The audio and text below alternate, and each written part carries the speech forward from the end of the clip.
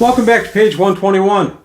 Today is just going to be a brief video about the origin of my channel and a little bit of the update of the history, where the channel's headed, that sort of thing. I do about one of these a year, and I thought I'd take the opportunity to do one today. Doc Savage t-shirt in hand. I don't know if anybody is familiar with Doc Savage. He's an old pulp character from 1933 to 49, was published in the pulps, then reprinted by Bantam Publishing through from the 60s into the 90s.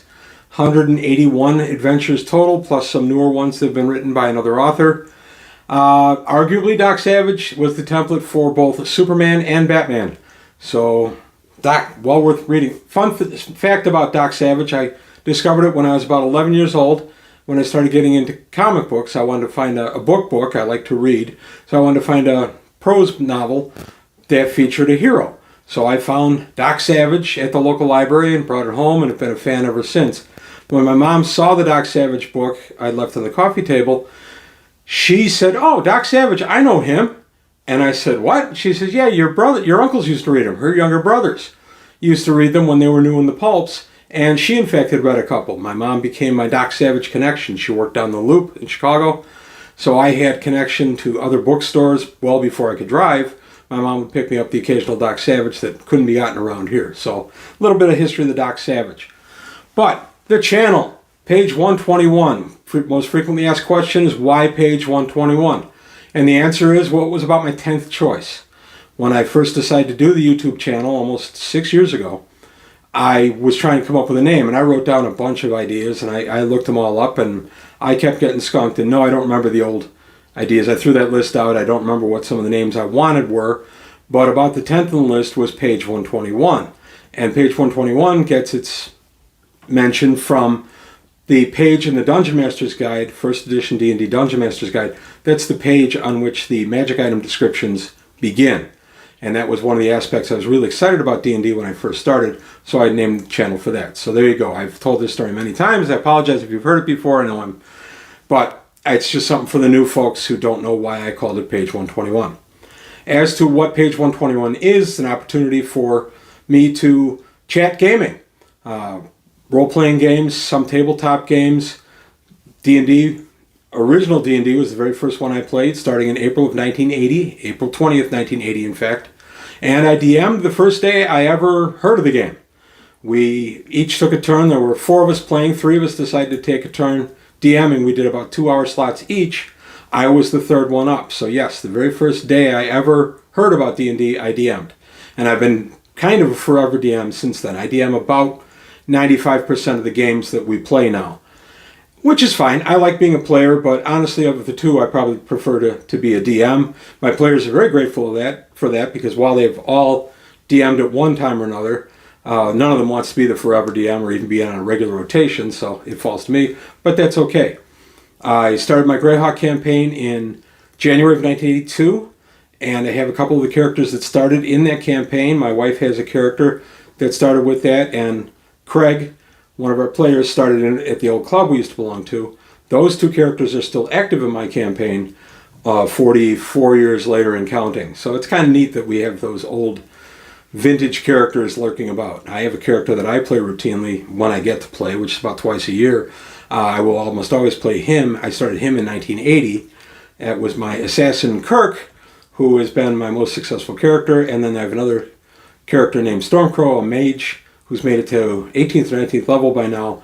I started him in 1982. So those are the 2 that I will play when I get an opportunity to be a player, unless there's a special game going or something like that.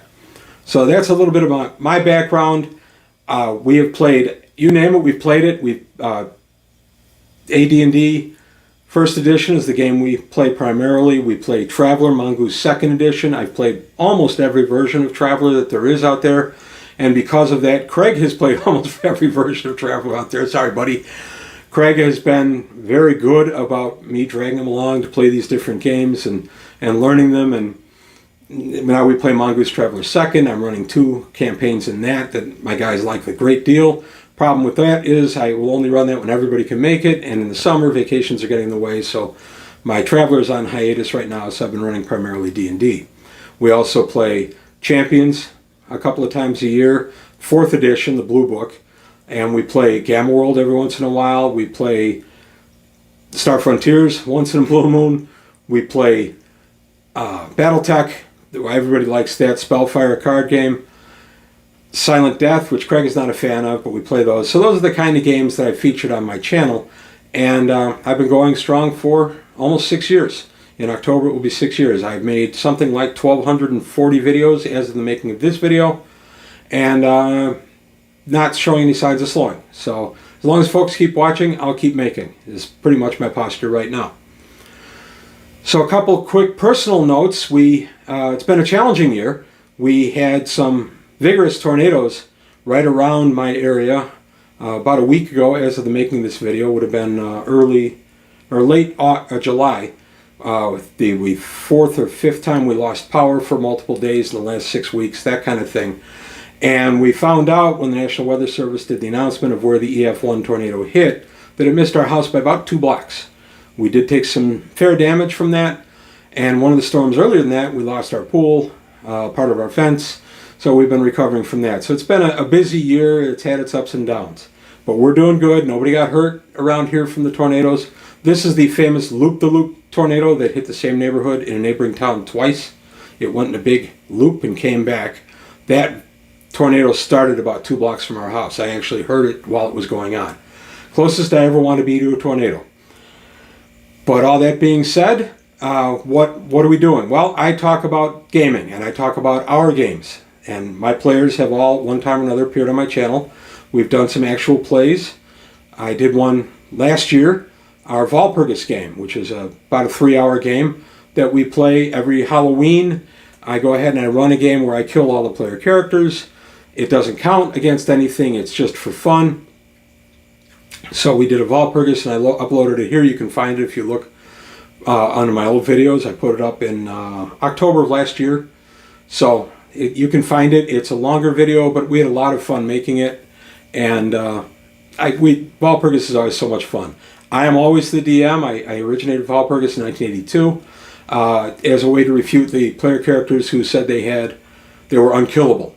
I have a character that can't be killed. I said, bring it in, I'll kill it. It became kind of a thing. I ran it at that club I belonged to for the first 4 years or so, and then started doing it with my group.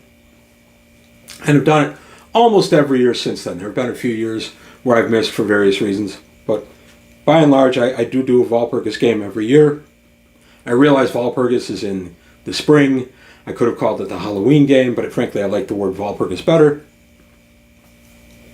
So I could have called it Samhain. I could have called it the Feast of St. George. There's a lot of things I could have called. Any of those holidays where the barrier between the lands of the dead and the living get thin. But I liked Walpurgis, so I stayed with that. So don't put comments correcting me on Walpurgis. You are correct. It takes place in the spring, but there we have it. We try to meet once a week. We meet, probably ends up being close to 40 to 45 times a year. We establish the game a week before, so I have time to work on it. And I very often will do the D&D games, and I'll do those in 3 or 4 night sets. And I refer to those as like sub-campaigns. I will call them campaigns, but they're not. They're part of my overarching Greyhawk campaign, but it's not. They are sub-games within the Greyhawk campaign. So that's usually how we play D&D. We play anything from brand new first level up to the ridiculous, what we call mega levels, which are legacy characters that are 40 plus years old. We have some characters that are in the mid-20s levels and things like that. And they are a challenge for me to DM and find ways to challenge them in the game. But I've done it, as they'll admit. I've even done a few Walpurgises where I've killed their legacy characters. So I think all my players will agree I've managed to keep things kind of fresh for characters that could have gotten stale. We also play plenty of middle-level stuff. That's actually my favorite to run. Somewhere around 6th to 10th levels, probably my favorite to DM. Just because the player characters have enough versatility, they can do a lot of stuff, but they're not so tough that they're hard to stop or limit or kill. Do I kill at my table? Yes, I do.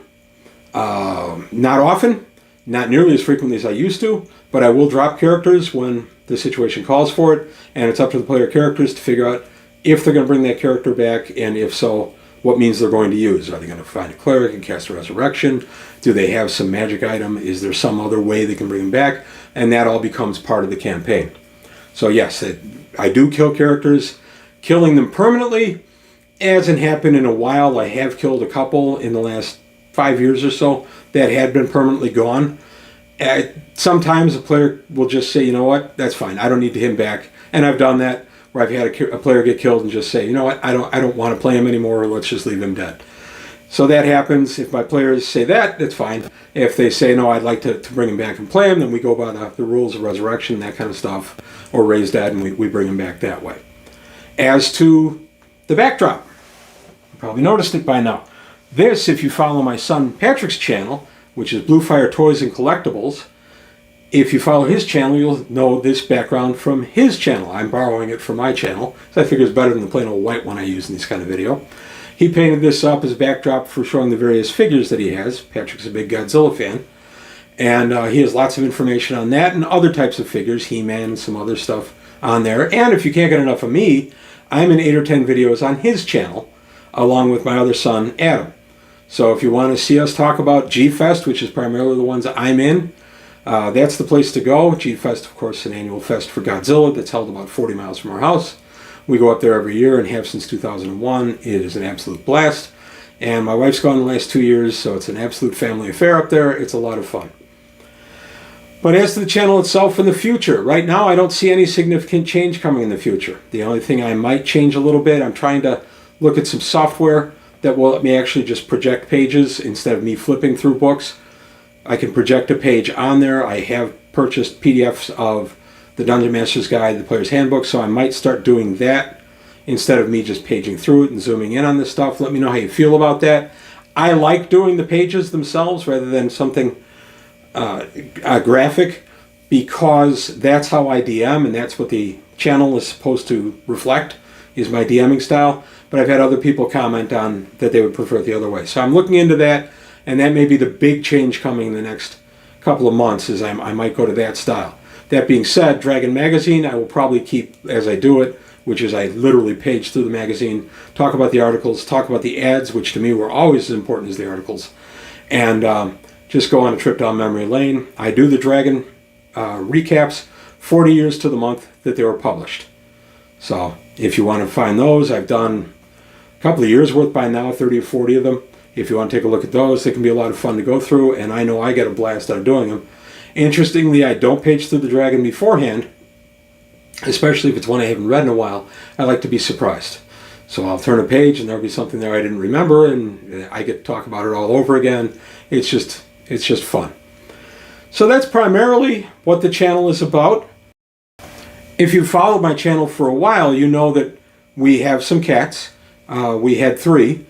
Wally was our oldest cat, and then we have Caesar, whose nickname is Cheez-It, amongst many others, and we have Radagast, named for Radagast the Brown because he's a brown cat. All 3 have appeared in various videos on my channel.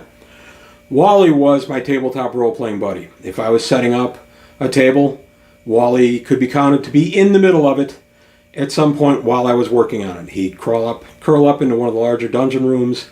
He would go ahead and just walk through, wipe out my forest display, sometimes knock over my buildings. If I was doing a city adventure, Wally was that cat. And sad news is Wally passed away earlier this year. He had a mass in his sinus that made him very ill, and we unfortunately at the age of 16 we had to make a difficult choice and have him put down. Wally was a great cat. He started out as my shop cat. I was running a nursery at the time, not a wah-wah nursery, but a hey look a tree nursery, and we needed a mouser. Wally came to us as a stray that was feral. They told us they were going to actually euthanize him because they thought he was unadoptable. I said, I'll take him. He was such a friendly cat, and he and I bonded almost instantly. He was a draw at my store. People would bring their kids in just to see Wally on Saturdays. We would have lots of families come in just to see Wally. After a few years, the company I worked for decided they didn't want cats in the area, in the stores anymore, so Wally came home for one weekend, see the air quotes, to live with us, and that was in 2012. Wally lived with us up through this year. As I say, Wally was 16 plus years old, a great companion, a great buddy, and we miss you. But that's all I've got to say today about the status of the channel, where it has been, where it's going. If there's any other questions I didn't answer, let me know. I can always do a follow-up on one of these. I hope you enjoy my channel. I hope you continue to watch it. I still want to keep growing it, so please let friends know, that kind of thing. I I really like doing this. It's been a great outlet for me with role-playing and talking about the games we just did and that kind of stuff. It's been a lot of fun. Also, shameless promotion for Blue Fire Toys and Collectibles, my son Patrick's channel, and I'll put a link to that channel below. Just, again, shameless self-promotion there. But feel free to watch or not as you choose. He has not been real active with the channel in the last year or so for some of the reasons I've already gone into in this video. But he is talking about getting back into it and putting up semi-regular offerings, which is tough when you work a full-time job and things like that. So please take a look, support him if you would. I appreciate it. And then continuing supporting us. And right now, plans for the future do include, I forgot this in my early stuff, we are toying with actually recording our group six-handed Spellfire. We have a ton of house rules that we use.